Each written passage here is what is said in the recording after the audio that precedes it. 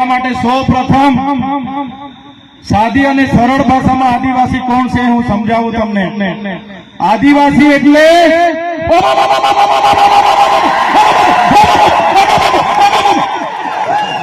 આદિવાસી છે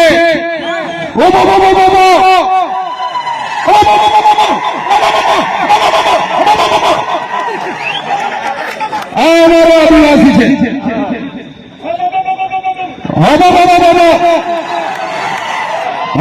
એટલે આપણા દેશમાં આપણું રાજ, આપણા ગામમાં આપણું રાજ। આ ઉભો આદિવાસી સિવાય કોઈની તાકાત નથી કે ઉભો કરી શકે। આદિવાસી જ કરી શકે, આદિવાસી જ કરી શકે।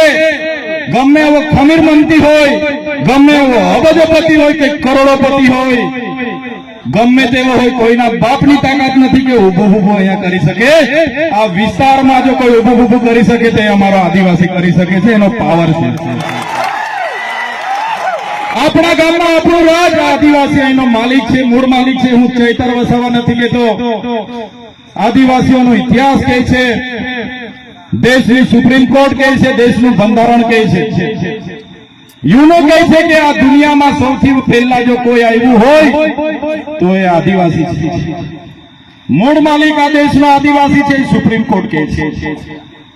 ત્યારે આજે આદિવાસીઓને આ સરકારોએ મજદૂર બનાવી દીધા છે।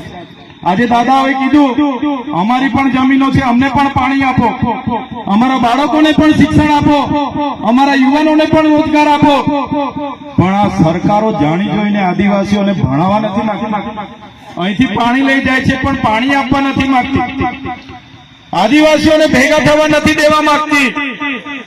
આગળ પાનવડમાં કાર્યક્રમ હતો અને પરવાનગી નહીં આપવામાં આવી। આદિવાસી 5મી અનુસૂચિ વિસ્તારમાં રહી છે, આદિવાસીઓનું સ્વશાસન એમાં લખેલું છે, બંધારણની આર્ટિકલ 241 કો તમે વાંચી લેજો। આદિવાસી વિસ્તારમાં જનજાગૃતિના કાર્યક્રમ માટે કોઈ મામલતદાર, ટીડીઓ, પ્લાન કે પોલીસની પરવાનગીની અમને જરૂર નથી ભાઈ। અમે આદિવાસી સ્વાયત્ત રાજવાળા છે અને જે લોકો આરએસએસની વિચારધારા વાળાએ કેટલાક લોકોને હાથા બનાવીને અમારા કાર્યક્રમ નહીં થાય, ચૈતર વસાવા અહીંયા નહીં આવે, એના માટેના કાર્યક્રમો પોલીસ પર દબાણ કરાવીને રદ કર્યા હોય તો એના 2-3 લોકો અહીંયા પણ આવીને વિડીયો બનાવતા હોય તો બનાવી લેજો। तुमको क्या लगता था नहीं लौटेंगे,